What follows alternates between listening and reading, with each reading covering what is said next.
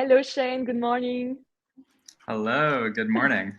I don't know if you can hear the rain, but I'm How are you? calling in from Batumi, Georgia, and there's a very heavy rainstorm happening right now. Oh, where are you right now? In Georgia, the country, actually, I should probably specify. My partner, she's from here, so we're visiting her family for the holidays, and then I'm sort of working Nice. from here and being a little nomadic through the month of January. Nice. And so thank you, first of all, to being here with us today. It's a real pleasure to have you here. I'm happy to. Are you calling from Paris then, or in France? Oh, I'm in the south of France still. Oh, even Yes. nicer. I love the south of France.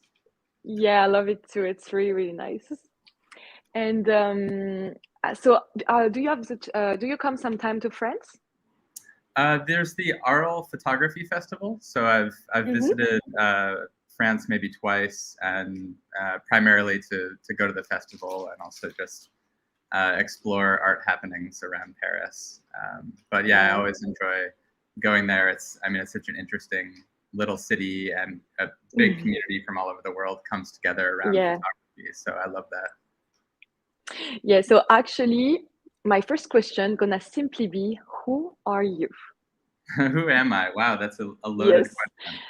I think I'm probably many things. I'm an artist. I've worn many hats over the course of my career. I've probably been working professionally for about 15 years. Photographer, exhibiting in galleries and showing in museums and Mm-hmm. institutions, and working on photography books, which is a really big passion of mine. But I've also worked as a curator. I've worked as a publisher. I've run a nonprofit organization, doing everything from fundraising to program management and strategic planning. And essentially, Wow. I love both the, you know, maintaining my creative practice and also working with and supporting and amplifying other artists that I believe in, I think are making important work. I see. And so when did you start exactly photography, actually? Did you study it? What, are you autodidact or? I was really lucky. My high school, I grew up in Vermont, and there wasn't a lot of around for art, I suppose, in the state. But my high school had a black and white darkroom, and we had a Okay. teacher who was interested in photography, and that was probably my first introduction to seeing photography as an art medium, as something that could be used for expression and connecting with the world and all the things beyond maybe like a family photo album or something. So that's when I kind of got hooked and took a deep dive into it. And then I studied photography in Boston. I went to the museum Okay. school and Tufts University. So Mm-hmm. I lived in Boston for about 7 years, and focused really heavily on photography and philosophy and anthropology, and kind of just thinking about all the ways in which photography intersects with other parts of our lives. And I think that's when my like true deep appreciation for photography as art probably blossomed. Yeah. I see. So photography for you, it's something really important, but it's like, everything is linked together. And the other things that you are attracted to and that you're studying help you in a kind of ecosystem of understanding of the society, if I understand well, like philosophy, you write. Yeah, It's like everything is I linked. love photography's intersection with poetry, for example, or the way in which we experience history through photography, like all of these other subject matters and parts of the world. And then photography has probably been one of the biggest teachers of my life. I kind of repeat that a lot when I talk to people, but it's what's connected with me with people that are important to me, or maybe people I don't know so well but have still had a big Mhm. impact on me. It's taught me a lot about the world. It's taught me how to sort of slow down and look closely at things and kind of be perceptive and Yeah, um, of what course. I like to call like careful looking, I suppose. Yeah, to see the little detail in some things that can be simple at the first sight, but you see something different. And there is, of course, a vision behind it and a philosophy and poetry. Most of the people say that photography can be totally compared to poetry, actually. So it's nice what you just said, that it's linked. Yeah, I do think of it as often like a narrative art form, and photographs function almost like words or phrases that you can string together. I love the relationship between pictures. I think that's what draws me to photography books.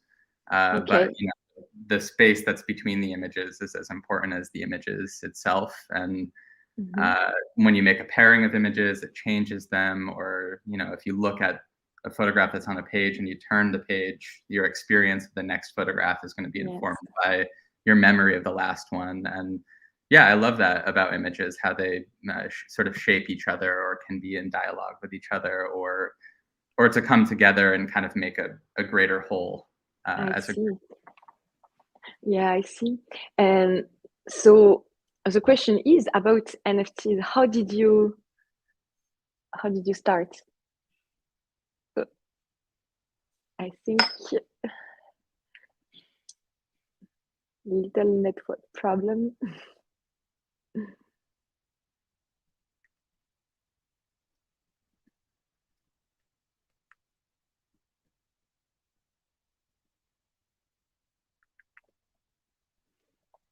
I think we just have a little electricity problem. We're gonna wait.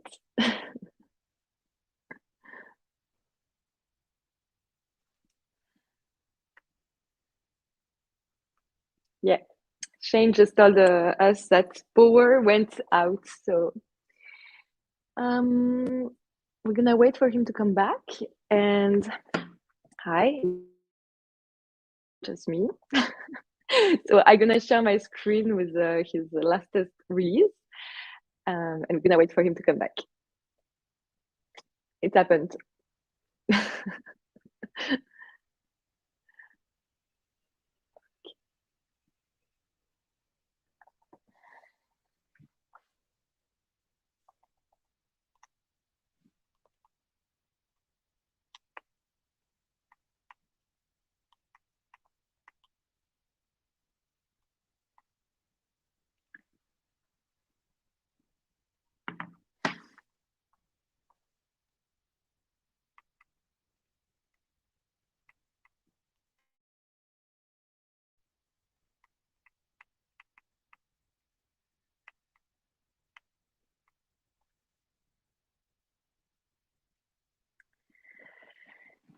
So we're gonna ask him later what this theory mean, actually, because Jenny Dao just like a few pieces of it, and we're gonna ask him some insights, because yeah, it's super poetic actually, and it's a lot of vegetation mixed with some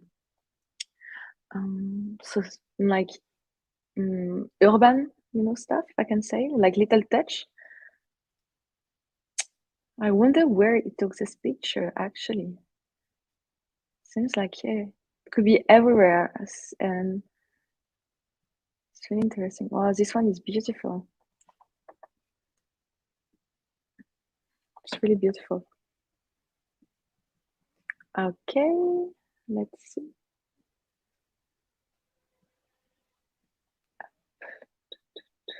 Hey, hello again.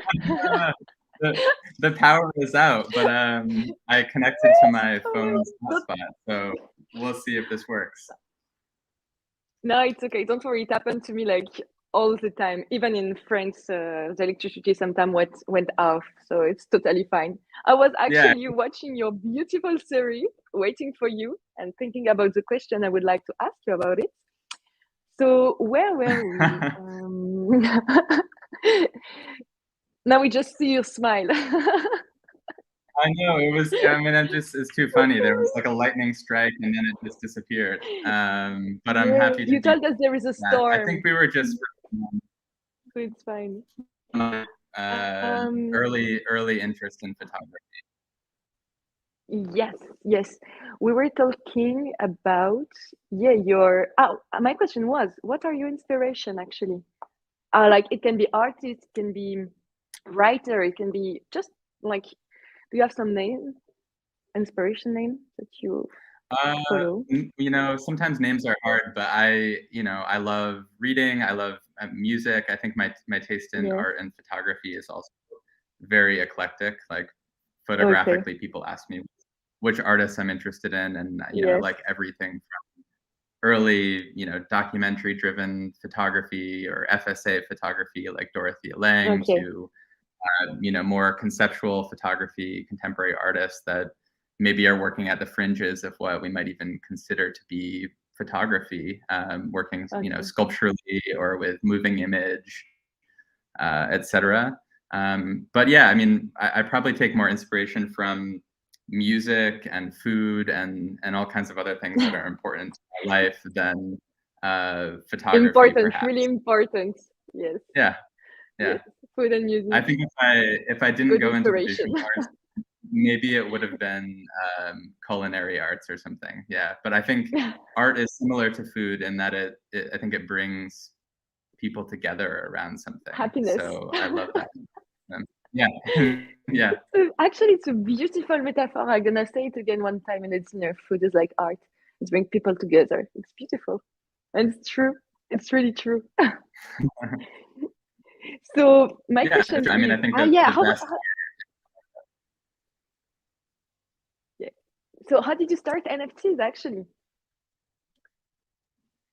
Let's see. So I've been interested in crypto probably since, I don't know, 2017, maybe a little bit more Okay. seriously. But I didn't get interested in NFTs until early this year, and probably took a deep dive back in maybe March or April, and was sort of paying attention to the landscape. And there really wasn't a lot of photography, Mm-hmm.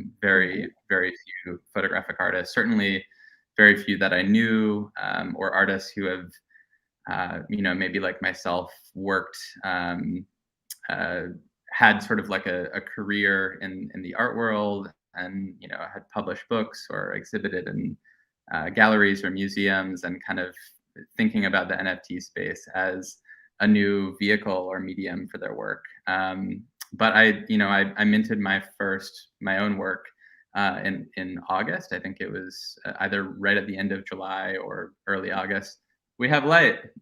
Ah, amazing. uh, and for me, it was a way of truly thinking again about NFT as being a new medium or vehicle for photography.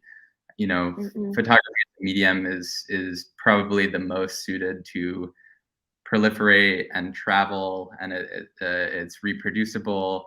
And so we have exhibitions, we make prints, we produce books, and we mail them around the world.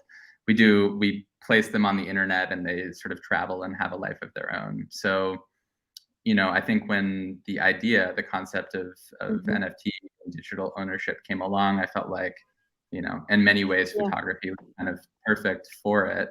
And Yes. I guess you could say, genesis project that I Mm-hmm. minted was a photography series that I developed when I was a visiting artist at the American Academy in Rome, Okay. Italy.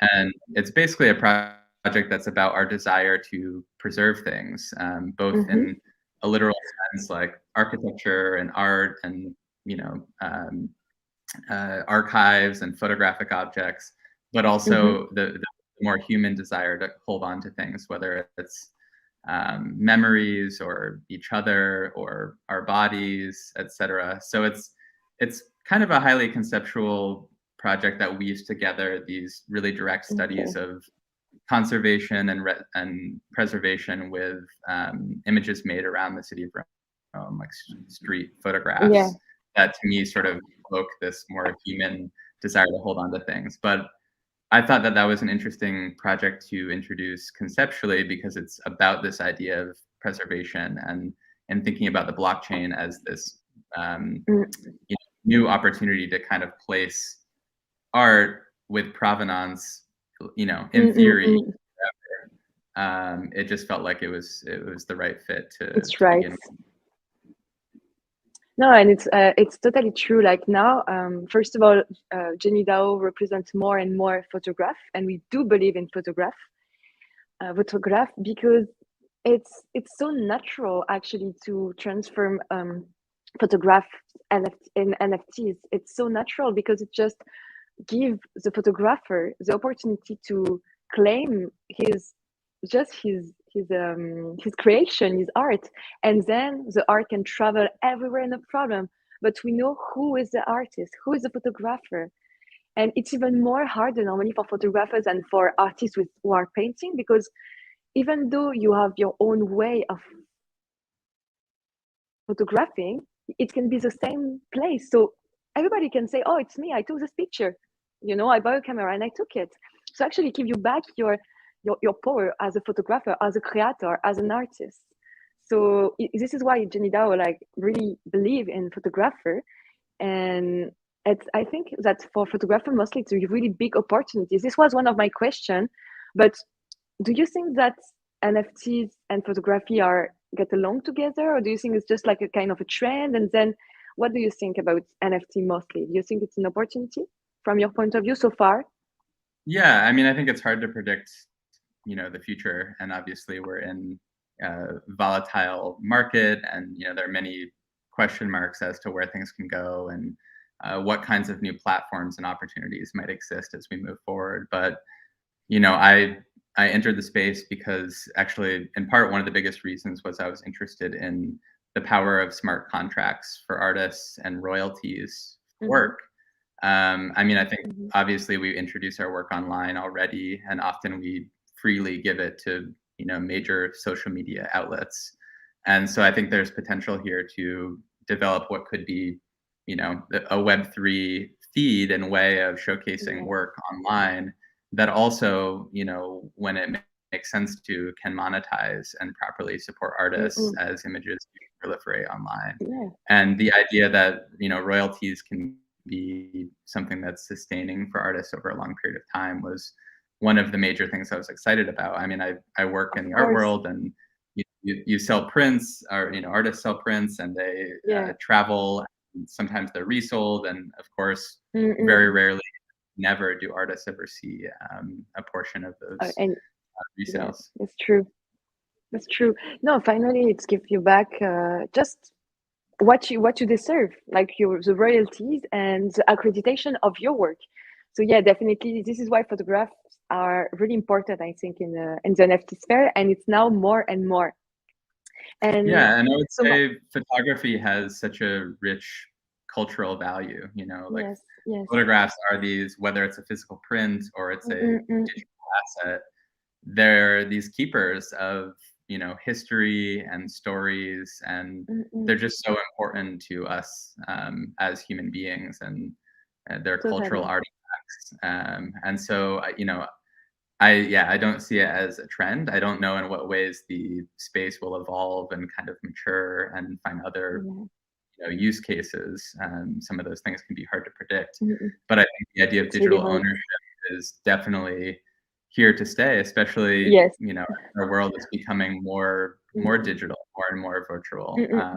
And I'm someone who is a deep appreciator of physical objects, so it doesn't mean that you can't have both. Have it. Yeah. Totally. If you are the owner, you can totally print in any shape you want your art, for example, and have it for real in your living room and have the ownership on the smart contract. This is what is really beautiful about. Yeah, and I think for collectors to also understand that sometimes artists, especially ones who have had a practice in advance of this development of NFTs, are also going to have existing print editions or work that is sort of limited in some capacity, or has some decision making around why it's a certain size or why it's printed on a certain paper. And I think that there's an opportunity to also kind of appreciate and acknowledge that for some collectors that are especially interested in the work of fine artists, and want to kind of honor the fact that many artists do care deeply about physical objects as well, and there might be the opportunity to collect still. Yeah. So as you know, Jenny Dao acquired a few of your pieces from One Sun, One Shadow. Yeah, very excited. Yeah, we are really super, the community is really super excited about it. Can I share my screen to show your page? And like this, you can, give us some insight about the name, about where it was taking, the story behind. Okay? Yeah, that sounds great.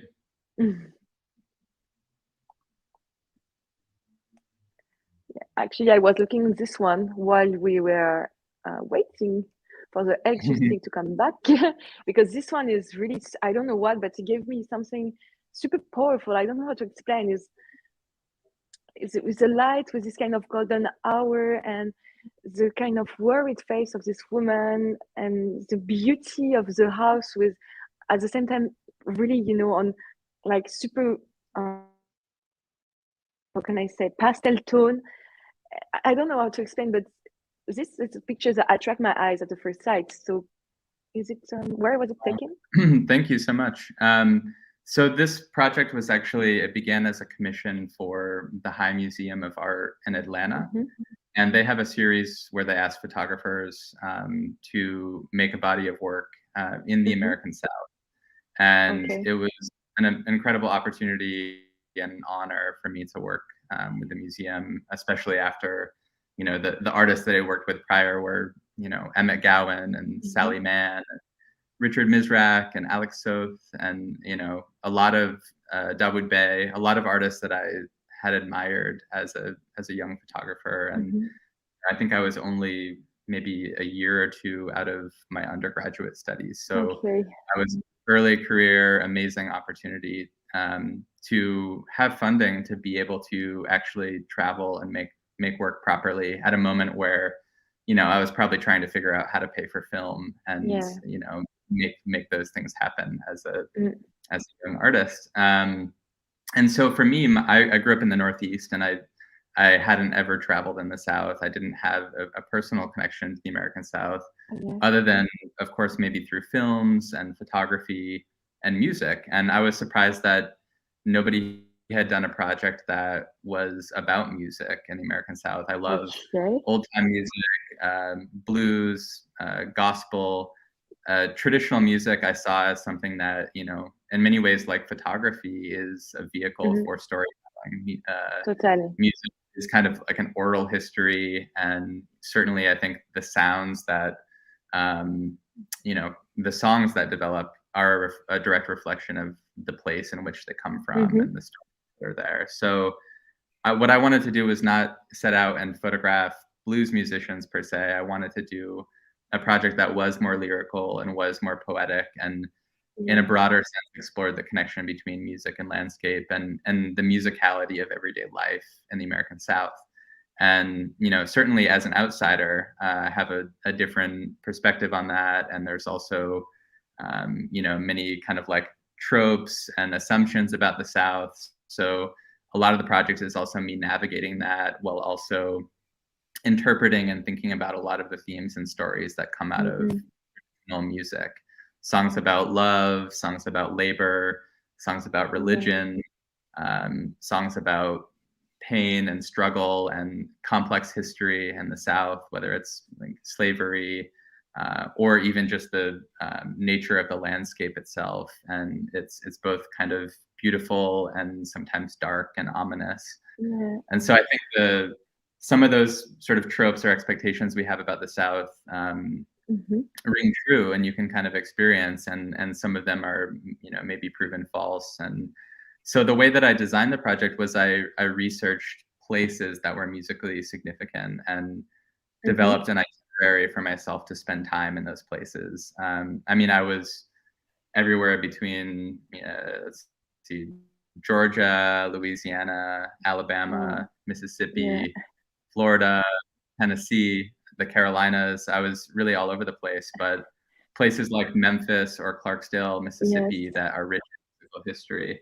And then as a photographer, I just kind of go and say yes to things. So I am traveling and I'm sort of responding to light, or I'm responding to places or chance encounters with people.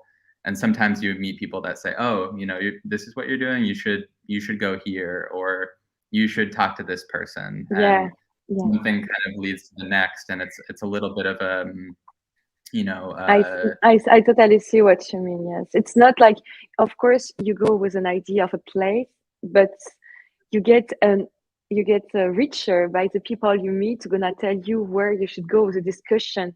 And actually, I'm sure that at the end of this trip, you did a lot of places that you never even thought about it. It's because you had the people from here who gave you this kind of way of seeing what they are really living on a beautiful or sad way, as you explain it.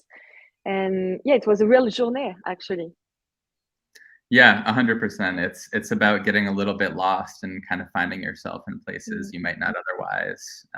And I certainly had some subjects in mind and things that I wanted to look for and kind of pay attention to photographically. But I also love photography for how it surprises you, and again, how you might discover things either while you're photographing, or sometimes even discover things when you're looking back through your contact sheets. I probably photographed, I don't know, it's all shot 6x7 film, medium format, maybe 500 or so photographs I did over the course of 2 summers. And the project is edited down to 60 images that make up the works that I also published in a book. And so there's kind of a sequence and an edit in mind. But sometimes the surprises are in the editing process. I think as photographers, it's only one half of the equation to respond to the world. Totally. Especially when, I think making strong, interesting pictures is probably easier than ever right now. I think photography sometimes can be about how you bring them together and what the story is. No, totally, definitely. It's, as I said, you can put 10 people with the same camera, with the same subject in front of them, and the 10 photographs gonna be different, because actually it's really how you see it. If you want to zoom, if you want to have this kind of lighting, and of course the editing is a huge part, because what we feel like, if I can say, when we watch your picture, first of all, it seems like all these places are different, which is the case, obviously, but you don't really know where you are, and they're all kind of a bit, melodic on a way, melancholy, if I can say. There is, of course, happiness and beauty, but it's still something like if it was a memories, or something. I don't know how to explain. Like if it was on another time of the world, not like if it was right now, but it was on the past with a vision of melancholy, and it's really beautiful. And it's true, it transports you away, and it's. I think this is what you want to transmit: emotion, and this is what, in my opinion, I feel like when I watch your art. And I watch it on my screen, but I think that if you watch it in a book, or it's even another feelings that you might, have. I don't know. Yeah. Really Thank beautiful. you for saying that. Yeah, that means a lot. I mean, that's certainly one of my motivations as an artist, is kind of to transport a viewer. And certainly it's a project that is probably influenced by the history of photography involving traveling on the road and moving through a place. And I think with the edit and sequence, I wanted to evoke that feeling of kind of traveling and looking and paying attention for a viewer as well. And when I've done exhibitions, I've played with both the musicality of the work and that feeling of traveling and looking by way of installing the photographs almost like music notes on the wall at different sizes and heights on the wall. And what it does is it kind of invites the viewer to move through a physical space and get closer and get farther and kind of look up and look down. And there's this feeling of like literally traveling and looking through things. So, certainly we're limited within the NFT space by the constraints of platforms and how we can display work a bit. But hopefully that can still come through a bit with the sequence. I'm gonna stop the sharing. Maybe one day with the reality, the mask of augmented reality, we'll be able to see your art inside a virtual museum, which is already exists. I did experiment with my last project as a metaverse gallery exhibition. So I'm thinking about what to do with this project as well, if there's a way to create a virtual world. Music, you can do everything. yeah, I think there's a lot of opportunity there for artists to kind of Totally. expand the horizon of what's Mm-mm. even possible for an exhibition. Yeah, so we'll see that. And so I have a question. What is your opinion about DAO? Because I saw that you are part of RoDAO and Assembly, like co-founder of Assembly and part of RoDAO. Could you just explain us simply what is it? RoDAO we know a bit because we already interview a photographer who is part of it. But for Assembly, what is it? Yeah, no, I'm happy to talk about that. I think, DAOs are such an exciting and interesting sort of new emergence within the space that, Mm-hmm. again, it's the tip of the iceberg in terms of what's possible. But I Mm-hmm. think collecting DAOs like Raw DAO, Untitled, uJenny, there's a few DAOs Yes. that are now looking at and paying close attention to photography. And I Yes. think, they can do a lot of things. They can be kind of like the museums or institutions that Exactly. build, permanent or semi-permanent collections that provide an opportunity to sort of study and learn from what's happening either natively in the space now and new things that are emerging, or, the history of photography and what's existed already culturally and in the art world. And I think Raw has an interest in kind of bringing together both I of love those it. things. Mm-mm. And hopefully it's something Jenny is thinking a bit about too, because there's, an existing history of photography, and then there's kind of Mm-mm. a new emerging NFT native Yes. photography happening. Yes, Um, totally.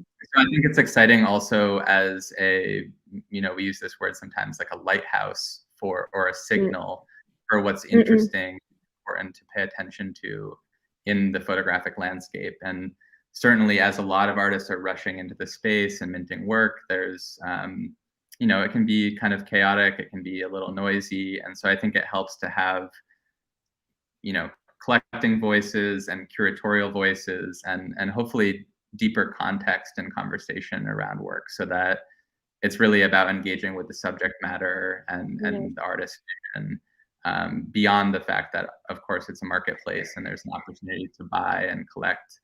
And Assembly is a project that Ashlyn Davis Burns and I started together earlier this year, that was essentially a platform that brings together elements of a gallery, an agency, and a creative studio in support of artists. And actually, I think you spoke with Alejandro Cartagena, who's a Exactly. photographer that we worked with as we entered the metaverse We with love the him. Yeah, we love him. We did an yeah, interview. I did an interview of him, I think, last week, and he was really passionate too. And it was really nice to interview yeah. him.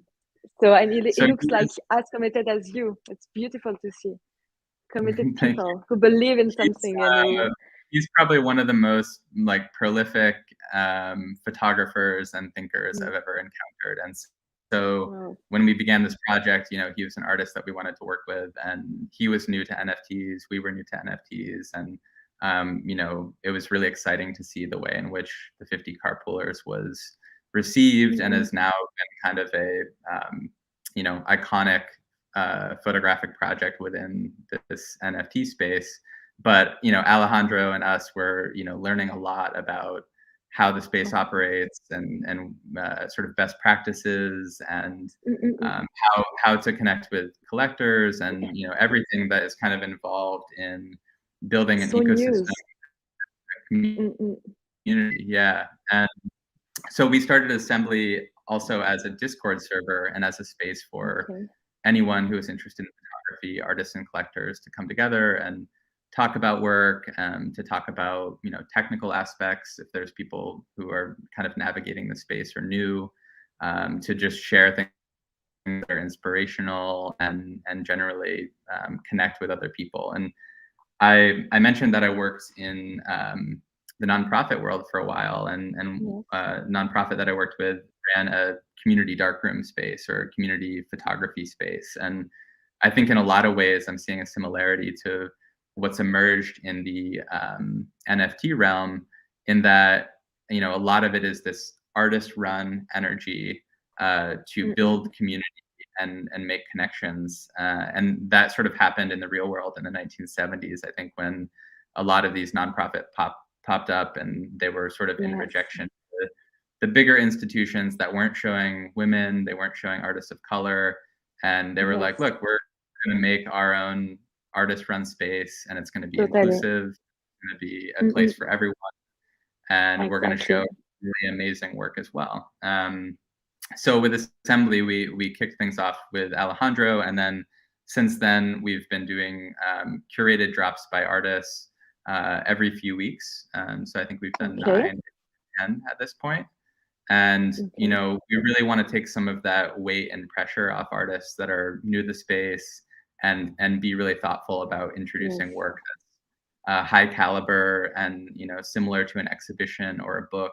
There's some thought behind the edit and the sequence and how the work kind of enters the space. And that's been a really, I would say, fun and rewarding and interesting part that, similar to how I've operated in the real world, mirrors my wearing multiple hats and yeah, you have a lot of different hats.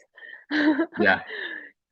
It's beautiful. No, it's really beautiful because you, on a way, what you learn and the difficulties that you might have seen when you start like NFTs, because it's a total different word with a different language and different code. And what I found amazing is that you want to share it and to help other people to build a real community based on, you know, good mindset and sharing, and give the possibility to photographer to have the money to do the projects that the community is waiting to create something all together. And I think it's a really beautiful way to share your thoughts with this new Web3, you know. I think it's really nice. And this is what I said to Alejandro too. It's nice to see people who are so committed and so altruist and want to share what they believe to and want to transmit it. And it's really beautiful. Photographers are really you're really nice people. Yeah.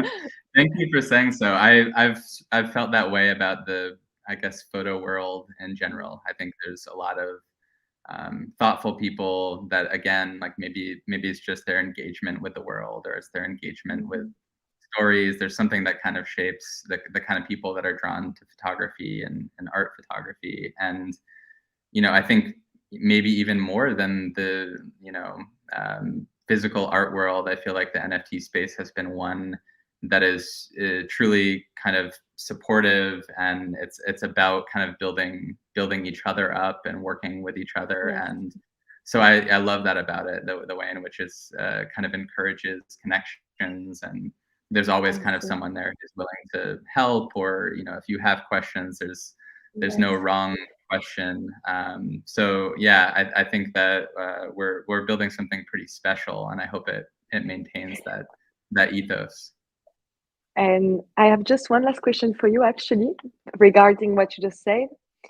If there is a young photographer or just someone starting photography who is really passionate about it and who is watching this interview right now, and who wants to start NFTs, what would be your best advice if you just have to give one, let's say? Yeah, that's a great question. I think I kind of repeat this a lot, but I think one of the best pieces of advice I would say is to not rush doing anything. You know, I think that it's important to spend some time in the space and learn. You know, if you're on Twitter or Discord, certainly folks can, you know, join the Assembly Discord. You can find Assembly projects on Twitter and join. And, you know, Obscura is a great community. Quantum is a great community. There's all these sort of pockets of the photographic landscape where, you know, again, these communities are an opportunity to form connections and kind of learn things. And the space is changing so fast that, you know, back when we entered in the spring or the summer, you know, there weren't these like Chip or Manifold Studio, or kind of these new ways of minting your work and owning your own smart contract. And these kinds of considerations, I think, are really important for artists.